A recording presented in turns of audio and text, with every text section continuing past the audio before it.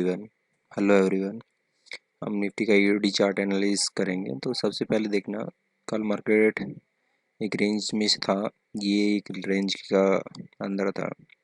ठीक है, हम ये बात कर रहे थे कि ये कैसे लेवल वर्क करेगा। तो देखो, फर्स्ट डे ये देखो कि कल एंड ऑफ द डे जब मार्केट क्लोज हुआ था तो एक बुलिश सिग्नल के साथ फिनिश हुआ था, क्योंकि ये हाई क्रॉस हुआ था। तो हमारे लिए ये जो अब मूव ओपन हुआ है, अगर ये इस लो को ब्रेक नहीं करता तो एक पुल बैक मूव कंसिडर किया जाना चाहिए था। ठीक है, तो अगर जिसने नहीं किया है और शॉर्ट के लिए अपॉर्चुनिटी ढूंढा है तो उसका क्या हुआ है, ऐसा लेट हुआ होगा। क्योंकि यहाँ देखना, ये इसका डे दो लो ब्रेक नहीं किया, लेकिन 78% से थोड़ा रिजेक्शन मिला था इसको अच्छा खासा, और उसके बाद ये कंटिन्यूस बुलिश मोमेंटम शो किया था। ठीक है, तो एक लो लेवल पे अगर किसी को एंट्री मिलता तो मेरा ये मानना था ये कैंडल का क्लोजिंग इस हाई के ऊपर, क्लोजिंग के ऊपर एक अच्छा सा एंट्री मिल सकता था।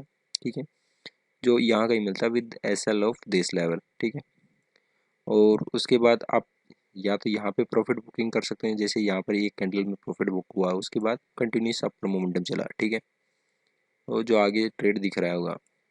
फिर एक ये भी बात समझो कि आप एक साइकोलॉजिकल लेवल है, जो राउंड नंबर फिगर का जो रूल है, ये है एक 16,500 का लेवल।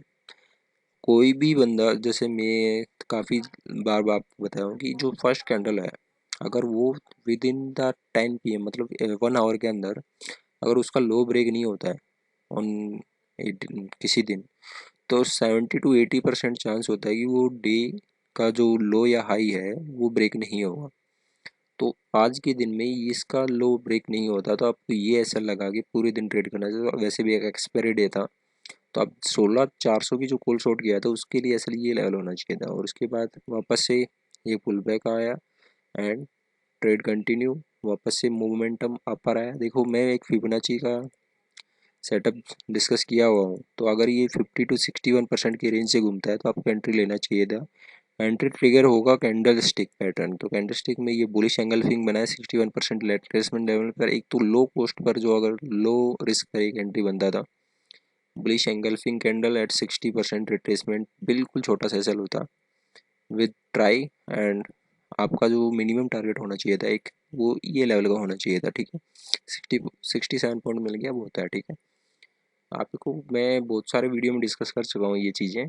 फिर अगर एक ऐसा होता तो आपका ये होता, अगर डी आई पी के ऊपर क्लोजिंग आ रहा है तो आपको वेट करना चाहिए नेक्स्ट पुल बैक का। नेक्स्ट पुल बैक आता है, ये देखते हैं, ये पुल बैक भी 50 to 61% से अगर ज़्यादा पुल बैक आ रहा है तो आपको थोड़ा कोशिश होना चाहिए और अपना एस एल जो प्रीवियस लेवल है उसके ऊपर शिफ्ट करना चाहिए। ये देखो, एग्जिट्स 51% रिट्रेसमेंट, आपको यहाँ बुलिश एंगल्फिंग पैटर्न नहीं मिला है, लेकिन ये 3 कैंडल का कंटिन्यूस मोमेंटम आपको बता रहा था कि मार्केट की डायरेक्शन चेंज।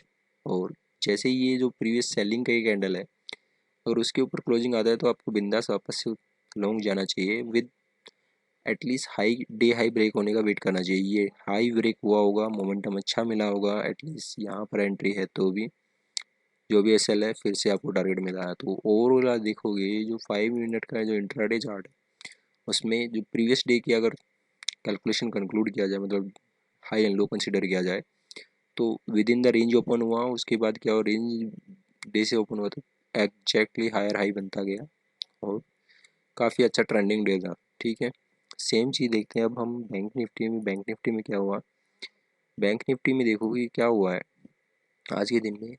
इसमें भी एंड ऑफ द डे, पहले ये 15 मिनट की चार्ट में देखोगे तो ये एक रेंज में थोड़ा बना हुआ था, और कल यहाँ इस रेंज से ही डे लो के ऊपर से बाउंस आया था अच्छा खासा। तो इसमें ये जब हाई ब्रेकआउट हुआ है तो इसका मतलब ट्रेंड की डायरेक्शन चेंज हुआ है इंट्राडे की चार्ट के बेसिस पे।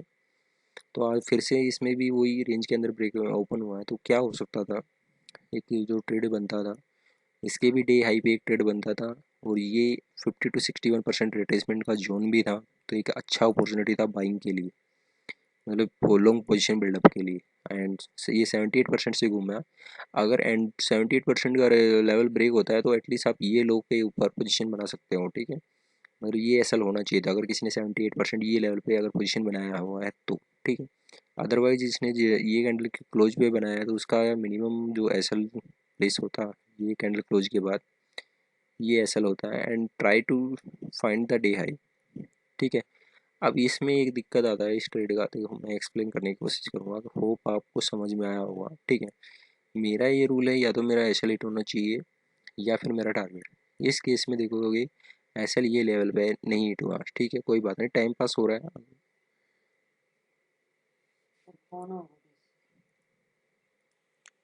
ठीक है, तो ये इस लेवल पे देखोगे तो हमारा टाइम पास हुआ था, अगर ऑप्शन चल रहा है तो उसका तो फ़ायदा हुआ है, क्योंकि उसका एस एल ये लेवल है ना, अगर एस एल ना हुआ तो उसकी पोजीशन काफ़ी अच्छे प्रॉफिट में होगी। ठीक है, उसके बाद जैसे ये मूव का ब्रेकआउट हो रहा है, तो यहाँ देखना, ना तो ये डी हाई ब्रेक कर रहा है, ना ये डी लो मतलब एस एल दे रहा है आपको। तो आपको ये जब मूव एक्सपेक्ट हो रहा है, तो ये देखो कहाँ पे आ रहा है, कितने फिबोनाची लेवल लगा के ड्रॉ करके देख सकते हो। एजेट 78% पे अगर आ रहा है, तो आप एटलीस्ट 100% पे अपना स्टॉप लॉस था उसको, जब ये 78% पे बुलिश एंगल पे कैंडल बना, देखो ये 38 to 50% पे रिजेक्शन लेके भी बना था, लेकिन वो सस्टेन नहीं कर पाया।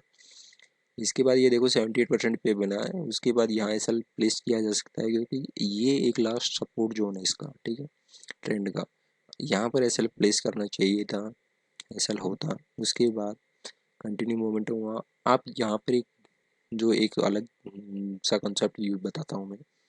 जब सिमेट्रिक ट्रायंगल होता है तो उसमें क्या होता है, देखो यहाँ पे एक सिमेट्रिक ट्रायंगल बन रहा था, get it, this symmetric triangle था, लेकिन इसका भी एक चीज़ और समझना, आपको ये भी देखना पड़ेगा कि एक्शन क्या हो रहा है। ठीक है, एक्शन क्या हो रहा है ये समझने की कोशिश करते हैं।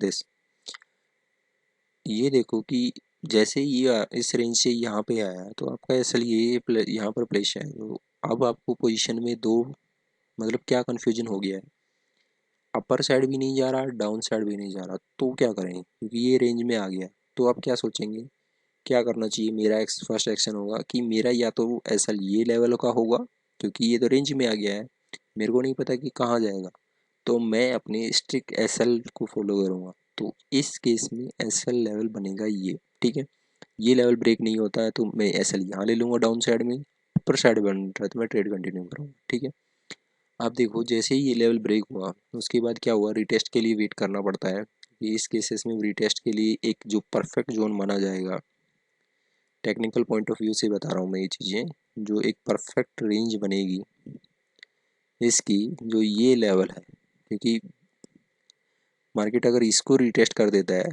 तो हमारे लिए एक अच्छी पोजीशन बनती है, लेकिन ये देखो ये इस ट्रेंड लाइन को सपोर्ट किया जो जोन है, और इसको भी ब्रेक कर दिया। अब यहाँ पे एसएल हिट हुआ होना चाहिए आपका, क्योंकि जब ये ब्रेकआउट हुआ है ना, तब आपका एसएल इस लेवल पे प्लेस होना चाहिए, मेरा ये मानना है, क्योंकि एक अच्छा ब्रेकआउट मिल रहा है, कैंडल स्टिक भी अच्छा है, लेकिन ये बेयरिश एंगल्फिंग कैंडल बना, तो एटलीस्ट आपको पोजीशन को ये समझना चाहिए कि आपकी ट्रेड अगर ये लेवल होल्ड नहीं करती और ये हाई ब्रेकआउट अच्छा था, तो ये लेवल इसका टेकन आउट नहीं होना चाहिए था, कि क्लोजिंग बेसिस पे या लो बेसिस पे, जो भी आप ट्रिगर बेसिस पे रखना चाहो तो। उसके बाद जैसे ये मार्केट आया ना, तो इस कैंडल में क्लोजिंग आया ना, इसमें इसमें क्लोजिंग आया था, लेकिन उसके बाद फिर से हैमर बन रहे, तो ये एक इम्पोर्टेंट जोन हो जाता है, और वो जोन होता है इस लेवल की वजह से, ये एक लेवल है। तो इसीलिए मैं फर्स्ट टाइम आपको ये बोला था कि आप यहाँ कन्फ्यूजन क्रिएट हुआ है, तो एटलीस्ट ये एंड ये लेवल देखने क्लोजिंग बेसिस पे, यहाँ पर एक ट्रिगर दिया था बुलिश का, लेकिन ये जो कैंडलस्टिक पैटर्न बना था, जो ये कैंडलस्टिक पैटर्न बना था, ये एक थोड़ा डिक्लाइन नेगेटिव सेंटीमेंट को क्रिएट करता था।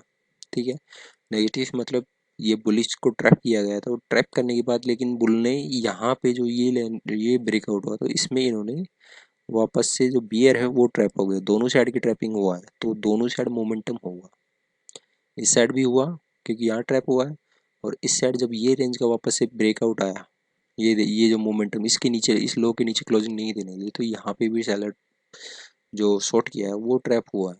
ठीक है, इधर वो प्रॉफिट बुक करे या फिर एसएल लेगा उसका, और उसके बाद मोमेंटम फास्ट मोमेंटम हुआ, क्योंकि ज़्यादातर जो लोगों जो होगा, ये ट्रेंड लाइन का ब्रेकआउट हुआ तो ज़्यादातर लोगों का एसएल यहाँ पर हुआ होगा, यहाँ ये एसएल लगा के रखे होंगे जो शॉर्ट पोजीशन होंगी। एक तो यहाँ शॉर्ट बनता है जब बियर को बुल को ट्रैप किया गया है बुलिश मोमेंटम को, और एक यहाँ पे जब इस ट्रेंड लाइन का ब्रेकआउट हुआ है, जिसने यहाँ पे ब्रेकआउट किए पे लिया है, तो उसका अगर इस कैंडल के क्लोजिंग पे अगर लिया है तो उसका एसएल कहाँ होगा, यहाँ पर। और इसी की वजह से ये जो एक 90 पॉइंट की क्लोजिंग कैंडल आया है वो फास्ट मूवमेंट इसीलिए दर्शा रहा है, ठीक है। तो होप आपको ये भी क्लियर कॉन्सेप्ट हुआ होगा कि जब सिमेट्रिक ट्रायंगल बनता है तो सबसे पहले आपको अपनी पोजीशन को प्रोटेक्ट करना बनता है, ठीक है। पोजीशन को प्रोटेक्ट करना चाहिए स्ट्रिक्ट एसएल से। उसके बाद वापस से जब ये हाई टेकन आउट हुआ, सक्सेसफुली क्लोज हुआ है, फिर से एक बार ट्राई किया गया टैप करने का, क्योंकि इसमें सेलिंग प्रेशर ज़्यादा है। देखो सिंपल सा एक चीज़ दिखाता हूँ आपको, कैंडल स्टिक्स में का आप यूज कहाँ का, मतलब कहाँ कैसे आइडेंटिफाई कर सकते सही है या नहीं है। देखो यहाँ पे देखो सेलिंग दिख रहा है फर्स्ट कैंडल में। इवन जब बुलिश मोमेंटम स्टार्ट हुआ तो देखो यहाँ पे जो ग्रीन कैंडल का साइज है, मतलब जो बुलिश मोमेंटम की कैंडल हो रही है उनका साइज बिगर है। यहाँ पर देखो वापस से ग्रीन कैंडल का साइज लो होता जा रहा है, रेड कैंडल का साइज देखो सेम होता है। ऐसे ही आपको मोमेंटम जज कर सकते हैं, ठीक है।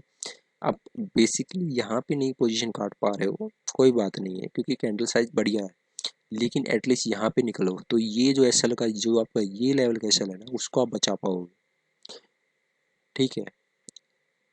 और यहाँ पे फिर से देखो यहाँ ट्रैपिंग हुआ, लेकिन इतना कॉन्फिडेंट था कि यहाँ पे जो लोग ट्रैप हुए हैं इस लेवल पे जो ट्रैपिंग हुआ है वो क्या करेंगे, इमीडिएटली यहाँ पर उनका बाइंग जोन है, उनको ब्रेक इवन चाहिए या फिर उनको थोड़ा कम लॉस चाहिए, मतलब इतने ज़्यादा लॉस में नहीं निकलेंगे। तो जैसे ही यहाँ मोमेंटम आया वापस से एक बुलिश एंगल्फिंग कैंडल, वापस से फिबोनाची लेवल ड्रॉ करके देखिए आप। सबसे सिंपल चीज़ है, ड्रॉ किया 61% bullish engulfing with doji and continue trade का। वापस से एक यहाँ पे सिंपल सा ट्रेड बनता था यहाँ पर, एंड नेक्स्ट कैंडल की इस कैंडल का low is S L and trade done. 1:2 मिल जाए या 1:, ये लेवल मिल जाए, ठीक है। अब ये कहोगे कि रिस्क रिवार्ड फेवर में नहीं है, भाई नहीं होता है तो कोई बात नहीं, लेकिन सेटअप अच्छा बन रहा है, ट्रेड लो। जरूरी नहीं है कि ये कैंडल का हाई पे लोगे, मतलब हाई कैंडल पे बुलिश कैंडल है लेकिन आपका एंट्री रेड कैंडल है ओपन हुआ है तो यहाँ पे मिलेगा आपको ट्रेड। तो जैसे आपकी मर्जी है वैसे करो, लेकिन मेरा यही सेटअप है कि मैं हाई एंड लो को प्रेफरेंस देता हूँ इंट्राडे चार्ट में, क्योंकि बहुत अच्छे से वर्क करता है, बहुत अच्छे से आपको प्रोटेक्ट करता है। जैसे कल के केस में सिमेट्रिक ट्रायंगल बना था तो मैं वो भी दिखाता हूँ, निफ्टी का ही कल निफ्टी में बना था वो, तो वही चीज़ आज भी था। तो कल भी आपका कॉन्सेप्ट क्लियर हुआ होगा तो अच्छे से ट्रेड किया होगा ये जो ब्रेकआउट था, ठीक है। यहाँ पर ट्रैपिंग नहीं हुआ इसलिए आपको, और आज क्या हुआ, आज ट्रैपिंग हुआ बोथ साइड, इसीलिए बैंक निफ्टी में थोड़ा मैंने एसएल के लिए बोला था। क्योंकि देखो मैं हमेशा यही चीज़ बोलता हूँ, ट्रैपिंग कहाँ होता है वो देखना है। यहाँ ट्रैपिंग हो रहा था किसके लिए, शॉर्ट को ट्रैप करने के लिए, यानी बुलिश मोमेंटम को ट्रैप किया। लेकिन यहाँ पर क्यों, क्योंकि ये जो थ्री कैंडल है वो साइज बता रहे हैं कि यहाँ ट्रैपिंग नहीं हो रहा है, मतलब सेलर है वो एक्टिव है, जो इस लेवल के ऊपर नहीं जाने देंगे आपको, इस लेवल के ऊपर नहीं जाने देंगे। और जो स्ट्रेंथ है वो देखो बायर की साइड भी है, लेकिन बायर ने यहाँ जब इस लेवल पर आया ना तो गिव अप दे चुका है ऑलरेडी, इस ट्रेंड लाइन का ब्रेकआउट पे ही गिव अप दे चुका है बुलिश मोमेंटम, क्योंकि इस सेलर ने मार्केट को पुश कर दिया है ऑलरेडी, ठीक है। और पुश करने के बाद यहाँ पर टाइम स्पेंड करेगा तो बुलिश मोमेंटम है वो वीक होगा ना कि स्ट्रॉन्ग। हायर लेवल पे अगर होता है तो बुलिश मोमेंटम स्ट्रॉन्ग होता है। इसीलिए जब कल का जो मोमेंटम था वो फास्ट हुआ, क्योंकि बुलिश मोमेंटम पहले से गिव अप कर चुका था।